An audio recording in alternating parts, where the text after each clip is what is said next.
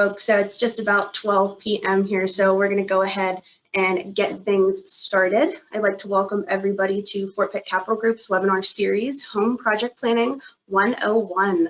As I said, while everyone's logging on, I know many of you will be here on your lunch hour, so I appreciate you all taking time out of your days to join us. My name is Kaitlyn Haney. I am a CFP and a financial advisor here at Fort Pitt Capital Group, and I am joined today with Kaitlyn Montague. She is the founder and principal designer of Montague Designs. So Kaitlyn, thank you so much for being here today. I'm so excited to chat with you. Well, thank you, Kaitlyn, and I want to thank Fort Pitt Capital for the opportunity to present this webinar with you. So it's a wonderful opportunity. Oh, absolutely. We're happy to have you. So with that being said, we're going to go ahead, we're going to get started. Before we actually start with our webinar material, I just have a little bit of information about Fort Pitt Capital Group and our webinars themselves. So we are a boutique style wealth management firm, also founded and based out of Pittsburgh, Pennsylvania. We have offices here both in Harrisburg and in Naples, Florida, as well as Pittsburgh. So not only do we have clients all over PA, we have clients all over the country and even a few international.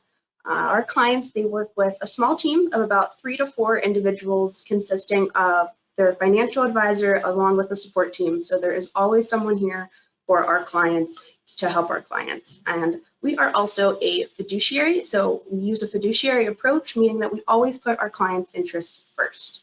And we really take a holistic approach to financial advising, and that is what I love so much, is that we're always looking at our clients' full financial picture. So we help not only manage retirement accounts, brokerage accounts with our in-house investment and research team, but we help with tax, estate planning, education planning, and helping even clients secure financing for home purchases. So really, there's not much that we are not able or willing to help our clients with. We just encourage you guys to let us know what it is that we can do for you. So with our webinars, we just like to let you guys know that we are not only a financial advisor, but we really kind of consider ourselves a life advisor. We offer these free webinars for our clients, and not just our clients' families, friends, as well as the community. And working with the community, we like to bring in other individuals with expertises in other fields, just like Kaitlyn, interior designers, lawyers, CPAs, even healthcare professionals to help put together, you know, a healthy lifestyle and a healthy diet like we just had on our last webinar. So these webinars are a great resource for everybody, and we encourage, you know, please share them with your friends and family so that way we can, you know, reach them too and help them out as well. And then just a little bit about me. So as I mentioned, I am a financial advisor here at Fort Pitt Capital Group. I'm also a certified financial planner. So I meet with clients across the board of their life stage, whether they are just getting their first job and signing up for their first 401ks, or they're just opening their first Roth IRA. I help clients work with clients like that, as well as clients who are much farther along in their life cycle, and maybe they're getting ready to retire, and they are starting to fund, college saving accounts for their grandchildren. We have clients that I work with that are across the board. So then, just how to interact with our webinar. If you are on a mobile device, you'll see down at the bottom of the screen there is a questions and handout menu tab that you can toggle between. So we have some handouts on there for you guys to download and take home to use with your projects. And then we also have a questions box. So if there's any questions that you have that pop up throughout the presentation, please feel free to put those in there, and we will answer those at the end of our hour. And then if you are on a computer, it's just a little bit different how you're going to navigate there. It is up in the top corner with the menu. You will go ahead and you will navigate there, and then you'll see where the handout and questions section are of that menu over to the side. So with that being said, let's go ahead and get started and dive into our main portion of the webinar. So really, it all starts with a plan. So whether you just purchased your first home and you know that you want to update your kitchen in maybe 5 to 6 years down the road, or maybe you finally decided that you're going to renovate the kitchen of the family home that you've been living in for the last 20 years. You're going to have to plan on how to save for that project, or maybe it's just a plan on how to execute that project efficiently. And Kaitlyn's going to help us with that later on. So how much money do I need to save, or even how much do I have to spend? Which is maybe a funny question that you might be thinking to have here, but we'll touch on that. So when we start to save for our short-term goals, how much do we start to save? If you have an idea of how much you'd like to spend on your project and the time frame you like to get started, it's a fairly simple calculation to determine how much money you're going to need to save, whether it's a weekly, monthly, or annual basis to fund that goal. But what if you're just starting out and you just want to start saving and tackle that project once the timing feels right? We're first going to need to put together a budget for you to see how much you're able to save, and then that combined with the idea of how much you'd like to spend on that project and when you'd like to start that, we're going to be able to put together a really good starting off point to just see how much you should be saving and really what that frequency is. But then maybe onto that question of how much do I need to spend? Don't roll my mouse that way because that does not work. But maybe you're no longer in a savings mode. You're now retired and you are spending some of that savings that you've been working up for the last years to build. And you're going to want to just, I encourage everyone to consult their professionals, because whenever you're making these large projects or these large transactions, it's important to know if you're using your money in an efficient way. So many people have RMDs from an inherited IRA that maybe that they've, that they tend to forget about, that they have to take that distribution out until the end of the year. So, but you also want to redo the bathroom, so you need a couple grand. By reaching out to your financial advisor, they might be able to just remind you, oh, hey, you have that RMD that we always forget about at the end of the year. Why don't we do that now? And you can use that money. And then you might not even be tapping into a savings that you can then use on another home project. So just always consulting your professionals and making sure that really, you're using your money in an efficient way. So then, you know that you're ready to save. You have an idea of how much you're going to be saving, but you're not sure where to put your money. And really, that's all going to be goal-based and your risk comfort-based. So if you're going to be needing those funds within a year or two, then you're most likely not going to want to invest that money into a mutual fund or into a stock. You're going to want something that's probably a little bit more conservative, because you don't want to risk, that money or that value of the funds that you've been saving to be deteriorated before you're going to be needing it. But if you have some years to go, before your project's going to be started, or if you have a higher comfort level with risks, you might be able to maybe put that cash into the market and maybe try to earn yourself a higher return. But again, it's all very situational based, and it depends on you, the individual. So all on your project's timeline and your budget and your comfort level with risk. So then we also have, what types of accounts do we put this money in that we have been saving? And we have a couple different options. So you have your traditional savings accounts with your banks, just like I think most of us have. We also have online high yield savings accounts.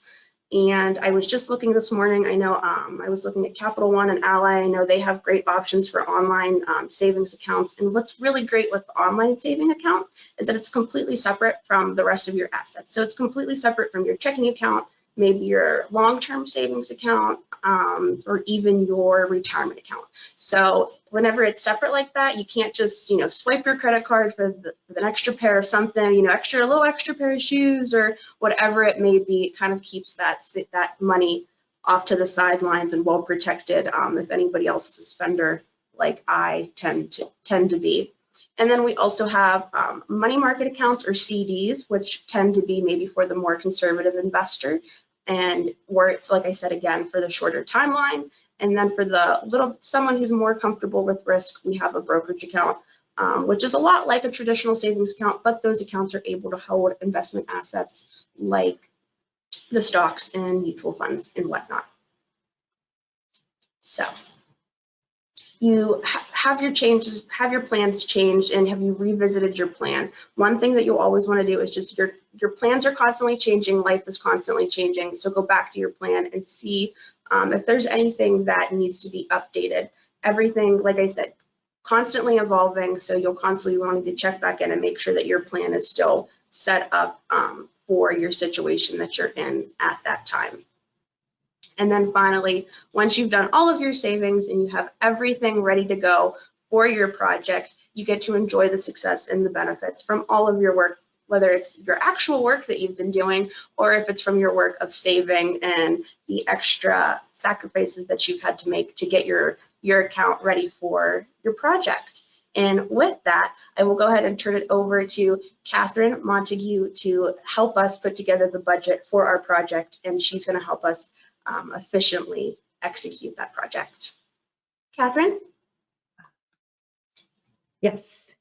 Thank you, Kaitlyn. Sorry, I'm not very technical, so bear with me here. Of course. Thank you, Kaitlyn. I thought your presentation was very informative and a perfect introduction to how to get ready for your construction project or renovation project. So just briefly, my name is Kaitlyn Montague. You can tell I have an accent. I am French. I have been in this beautiful country for many years. I lived in New York City, and then I moved to Arizona, Pittsburgh, and I moved to Naples, Florida, and I'm back here. And I've been in the business for many years. Love, of course, the interior design project, and doing it in all different parts of the country. I've really broadened my horizon. We specialize in full service interior design. We specialize in new construction and renovation, and we really take you from the beginning to the end, to the drawings, all the way to the installation of furniture. So we're going to go a little bit over that. So let's get started. Oh, let me see. Okay. So this is what we're going to talk about today. First, how to determine your project scope, how to start preparing your budget. Then we'll go over how to assemble your team, and then the planning and designing phase of the project, and to prepare to price it. And then finally, to know your project and trust the process. So let's start with the basics. What is your priority? Do you want to remodel a kitchen, a bathroom, or the whole house? Sometimes renovating one room can create a domino effect. Like if you decide to change the floor in the entry, you may have to do it in several rooms. Writing it down helps get clarity. Then I suggest you start dreaming and look at pictures online. We all know Pinterest, but there's also House, a site that specializes in interior design. Pictures speak more than 1,000 words. Everybody's idea of contemporary or traditional is different. These photos will convey what you like, and don't hesitate to add pictures with items you don't like as well. This will help your architect and designer. I am going to share an example and show you how these photos can help us in designing your home. For this project in Pittsburgh, the before picture on the left shows how inadequate the storage was in the family room. The client wanted a Scandinavian style, so she selected some pictures. You can see how the designs are showing simple lines and unity of colors and lots of wood.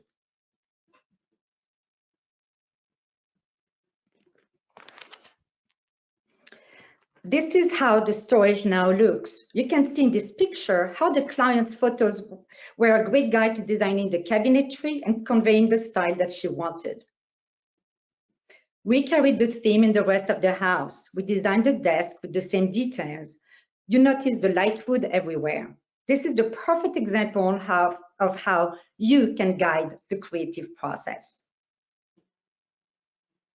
Now let's talk about preparing for a budget. This might be a very basic budget at this point, allowing you to jot down some numbers and help you calculate how much your project might cost. Writing items down will show you what it takes to do it. In our example, we listed items for kitchen renovation, cabinetry, countertop, and so forth. You will be missing lots of numbers by then, but it will help you to start understand the money aspect of the project. The next step is assembling your team. You can see on the diagram that you, the client, will have separate agreements with each one. Let's go over the roles of each professional. Typically, the architect is the first one hired for a project. If you want to build an addition or are doing a total remodel or need structural changes, you will need an architect. They prepare drawings and submit them for permit. Once the layout of the space is created, the interior designer comes in. We literally get into your head to understand how you live, how you use the rooms. We create all interior architecture details, cabinetry, fireplace design, wall trims, etc., and select finishes. We also create furniture layout drawings. This allows us to see if changes need to be done to the architect's drawing. We work together with you and the architect to make changes. It is easier and cheaper to do it on paper than waiting for the walls to be up. I am going to share an example. Years ago, clients were building a home and waited to hire us until the wall studs were up. We created a furniture layout drawing showing the flow of the house. The dining room was just large enough to hold a table with all the leaves for the holidays. The main issue, though, was that the laundry room was too small. The wife always dreamt of having a large one. She was very upset when she realized that her dream home was not going to be perfect. Luckily, a large guest bedroom was next to it. We were able to enlarge the laundry room by pushing the wall into the guest bedroom, as there was no plumbing in that wall. The builder did not charge them for the changes, so they were very lucky. However, the wife would have saved herself a lot of anxiety if we had moved the wall on paper before construction started. Now, let's talk about the general contractors. They're usually hired last, as they need to have all the specifications to price the project. The general contractor is responsible for the execution of the design and hires all the trades. I would like to point out that it is a good idea if you're going to use professionals to build your team as soon as possible and get them involved from the beginning. Let's talk about the importance of creating a team that works well together. I suggest that you interview several architects, designers, and contractors. The interview process is a good way to see how they work. Do they return phone calls, emails? Do they show up on time to appointments? You might want to write a list of requirements that you expect from each professional. You can then ask specific questions related to this. Building the right team is critical. You need to trust the people who work with you. Working on your home is very personal. We get to know you on a very intimate level. During the interview, share your project description, your budget, and your timeline so that the professionals understand your requirements. It is critical that everybody on your team be willing to work together for your benefit. You are the most important part of the project. Everyone needs to rally around you.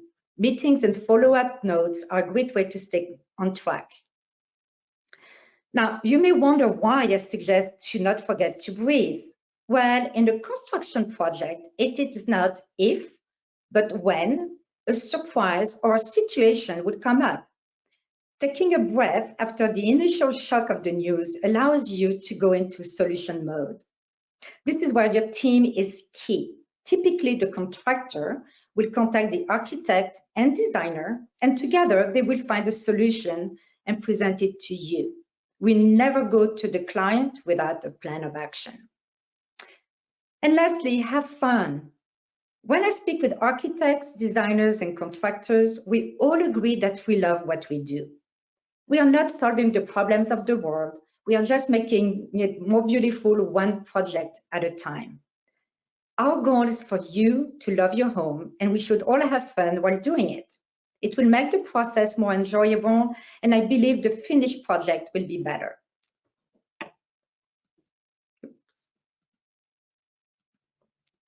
So I want to share this example to remind you that there's always a solution, and that often the solution improves on the original design intent. So this project consisted of a home renovation and an addition. The addition joined the house around the beam. Then you can see my cursor right around here. Behind the wall on the right is the new laundry room. When the contractor opened the ceiling, he found a beam that was supporting the second floor. The beam needed to go across the corridor. And at that point, this was going to ruin the design of the corridor. The project was an hour away, and the client found out before me about the issue as she was at the site. She called me in a panic. I took a deep breath, and I took a deep breath and I showed her that there was a perfect solution. I didn't know what it was, but I stayed in that mindset.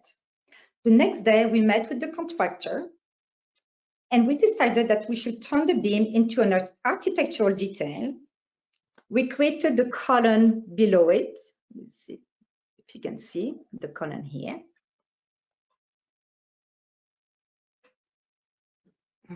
And then we created this new soffit here, and then with this column here. This one is purely aesthetic. And then we can see we added sconces on each of the column.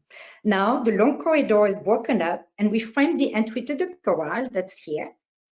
The client loves it and remembers my saying that there's always a perfect solution.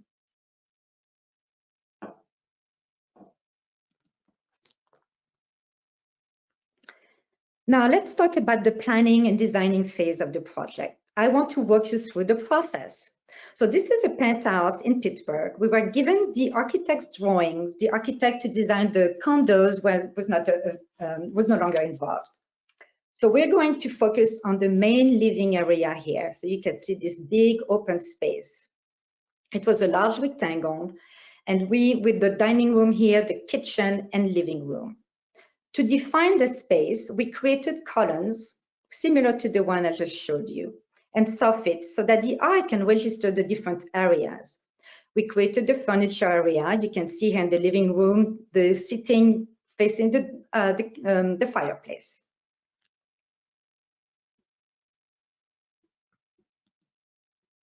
These are the next set of drawings we create. Elevation helps us see how wall details, cabinetry are going to look. Here you can see the kitchen cabinetry and then the fireplace. At that stage, we didn't know what the fireplace was going to look like, but we noted it on the drawing. And then below are the wall details we created. So this is the dining room, the kitchen, and the living room. You see now how each area is defined. We also created space for artwork to be hung instead of being lost on a long wall. During this phase, the design evolves and we decided to create a simple fireplace. The client wanted a serene environment. We decided to add benches on each side to face the sitting area and make the space cozy. This drawing will be used to price and execute the design. Now, as you can see, we are still in black and white. Now it's time to design in color.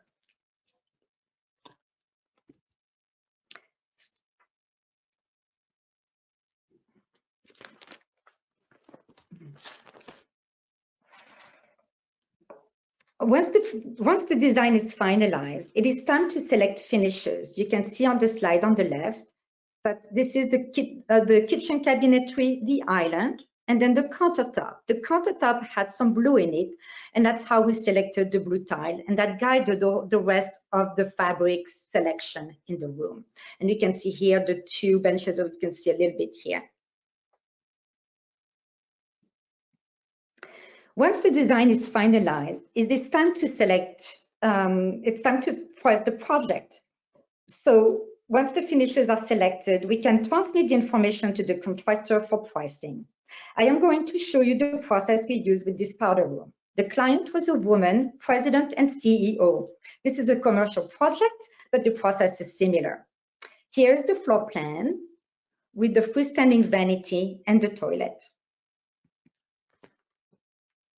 This is how we presented the room to the client. You can see the green freestanding vanity, and then this is the tile we were going to use behind the vanity, and then the lighting and the mirror. For the contractor's purpose, we are showing that there will be a checkerboard pattern on the floor and the tile behind the vanity. We also include information on the tile for proper communication. Here we are giving the information on the tile so that the contractor can easily find it and price it. This is the finished powder room. When you get pricing back, you may need to make some adjustments to meet your budget. Your interior designer will help you with the process. It is important that you understand the drawings and ask questions. We do this every day and you don't. You are paying for the improvements and should be comfortable with all decisions. We create timelines with the contractor to make sure we stay ahead. We also communicate with them and ask them when they will need a decision. You don't want to delay the project as it is costly and you may have to wait a long time to get the trade back on the site. You also don't want to receive a phone call on a Friday afternoon telling you the painter is coming on Monday morning and you don't have paint colors selected. So finally, even if you decide to do it alone, take the time to plan and be prepared. It may take a few weeks or a few months depending on the size of the project, but it is worth it. Remember that with all the delays in the supply chain, you cannot make too many late decisions. So let's review what we talked about. We reviewed the project scope, how to prepare a budget, how to assemble your team, the planning and designing phase of the project so that you can actually price it, and then understand the project and then trust the process. So thank you. I am grateful for you to take time out of your day to attend this webinar. If you want to go on our website, I'm going to send you a link with the recap of the presentation. If you sign up to receive our newsletter by tomorrow, 1 p.m., you can win a chance for a half-hour telephone or Zoom design consultation. Drawing will take place tomorrow at 5, and the winner will be announced via email. So again, I will send you the link to sign up for the newsletter. And thank you. Awesome, Heidi. That is great. So I'm very excited about the giveaway, Kaitlyn. That is going to be awesome. So make sure you guys are checking your email for to see who was the winner on that. We do have a couple questions here for you, Kaitlyn. The first one is, I would like advice about how to find reliable and qualified companies for structural repairs. So do you have any advice on how to go about, I guess, putting together your team and finding those professionals to work with? Yeah, that's a good question, isn't it? And obviously, if you can ask people in your life who've been using people, word to mouth, mouth to this type of recommendations are always the best. Another solution is to go to Google, because people add reviews, and that's a good way of also of judging how the level of professionalism of the company. I think it's really another thing is you have some sites, Angie's List. House also has a list of professional. I don't know about structural, it's going to be more general. Okay. So I'm not sure if that's helpful, but that's really kind of the easiest way to do it. Of course, yes, thank you. And then we do have another question here for you, and that one is, what is better, refinish your cabinets or all new? My home's 40 years old and they're all original cabinets. Well, from the matter of cost, refinishing your cabinetry is probably going to be less expensive. Now, the other thing you need to look at is, your home, if it's 40 years old and you feel ready to improve it, and that you might decide that it is the route to go. You've saved some money, and now you're ready to invest it in your new home and in your home and update the kitchen. So. This depends also on the value of your home, how long you're planning on staying in the home. If you decide to sell it shortly, real estate agents always tell you that it's a good investment to redo your kitchen. It really elevates the price of the house. However, you as a financial person might have a take on that. I mean, are you going to be able to get the return on your investment if you decide to sell your home in 2 years? I think there's a lot of different aspects to it, and I would speak to different professionals, from a real estate agent to a financial advisor. And then, of course, get a contractor to give you some pricing, or designer or an architect to help you on that level. So with that one, it's very situational based, with just like any project. It's really going to depend on what you're looking for as the individual. I think so. Gotcha. So then we do have one more here. How do you decide what upgrades or changes are worth the expense? Well, that's going to be the same.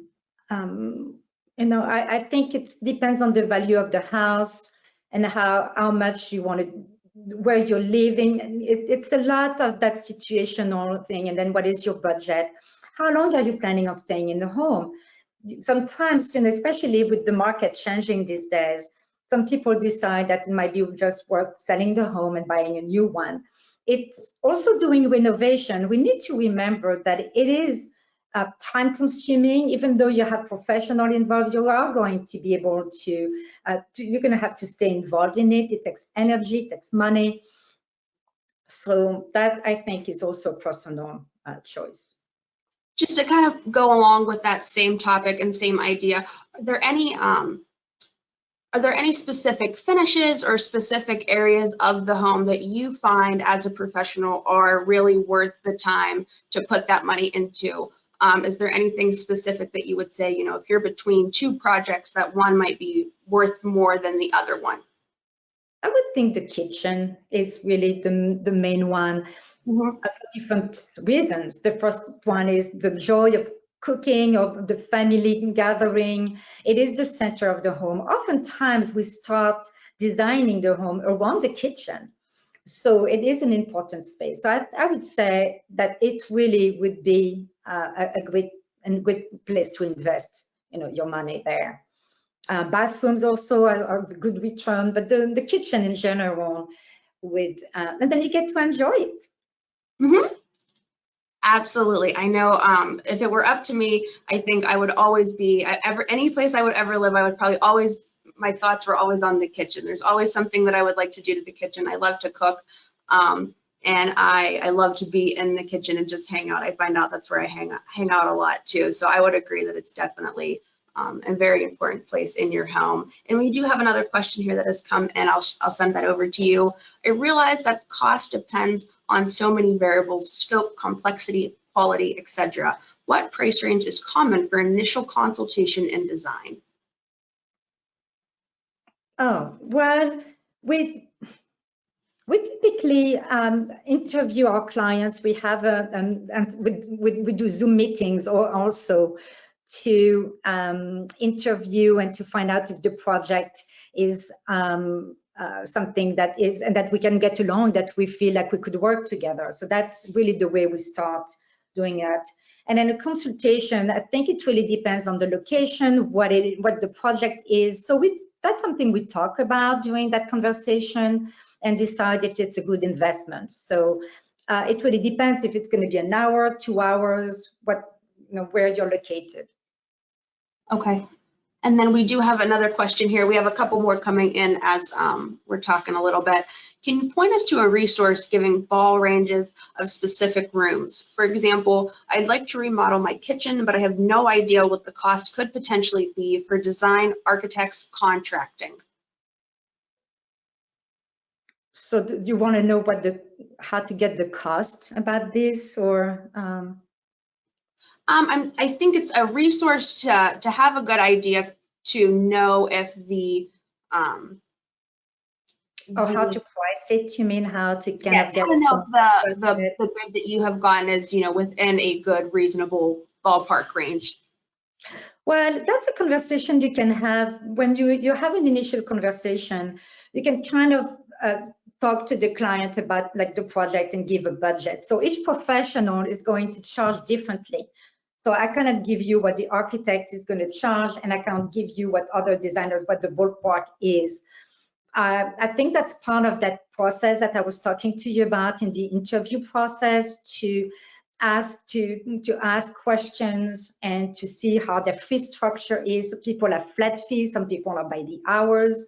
So it really varies, Wendy. So I'm sorry, it's not a really specific answer, but each project is so different. Yeah, and I think your answer really is to kind of shop around to different designers, different architects, different contractors. So if you're looking to do something, it sounds like you're saying to go out and maybe get a couple different bids or offers from different providers and to see, you know, if what you're getting is kind of all around the same price, to know if you are getting or paying for what you should be. And I think also there is that personal connection. So that first initial meeting for us is really critical. We also interview our client in the sense that we need to really have a connection like you and feel that we can help you. I mean, in general, we love our clients. And as I mentioned, it's a very personal relationship. So it's a matter of looking at, when you interview the professionals, is how comfortable do you think they're going to understand you and understand who you are, and find that middle part about the finances that goes along with it, obviously. And I think that's part of the process. Yes. Gotcha. Perfect. And then I think our last question here, it looks like, is how to enter your drawing for your giveaway. If you could just retouch on that. I'm not sure if you talked on. So thank you for asking that. I'm going to send you an email from our hello at Montague Design. We're going to send you an email to those of you participated with the link, and then you'll be able, there's a special link for that webinar that was created, and then you'll be able to sign it, to click on it and then sign for the newsletter, and then we'll announce the winner.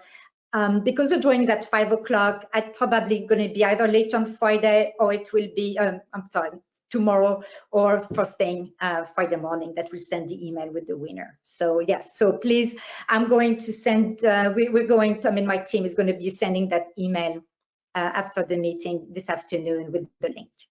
Perfect. So whichever email that you got folks used to register for the webinar today, that is going to be the email that Kaitlyn is going to use to send you that email to thank you for attending, and that's going to have that link in it to enter in for her giveaway. Perfect. Perfect. Awesome. Okay, and then I am just gonna get on back to me over here. Okay, perfect. So thank you so much, Kaitlyn, for all of the information, for answering all of our questions, and again, for spending your afternoon and your lunch here talking to us today. I have up here our upcoming webinar for, gosh, is that next week already? April 7th? Maybe 2 weeks. So I guess 2 weeks away. We're not quite into April yet. The year's already flying by. I can't believe the first quarter is over. So coming April 7th, we have the retirement planning do's and don'ts webinar, and then also coming beginning of April, we are supporting the Brave American Classic 5K and 1 mile walk. So if you are interested in attending or participating in the walk or the 5K, I will be walking with everybody. I'll be at the back pulling up the train. I will not be running in the front. Please navigate over to our website to get registered and to sign up for those events. And we thank you all for joining us today and for spending your afternoon here with us. If you have any questions, whether it is financial advice related, or if you would like to get into Kaitlyn and you're not sure how to get her, please feel free to reach out to me. I am happy to put you in contact with Kaitlyn, or to answer any questions, or even to work with you if you are so inclined. And then just for our compliance officer, we are going to go ahead and put up our disclosures here for a few minutes. So feel free to read over those if you would like to. But again, I just want to thank everybody for attending today and for spending some time with us. And Kaitlyn, again, thank you so much for coming on and for chatting. Well, thank you so much to you, Kaitlyn, and to Fortitude Capital again. That was a great opportunity. Thank you. Of course, we are happy to have it. Hope everyone has a great afternoon, and we will be seeing you guys.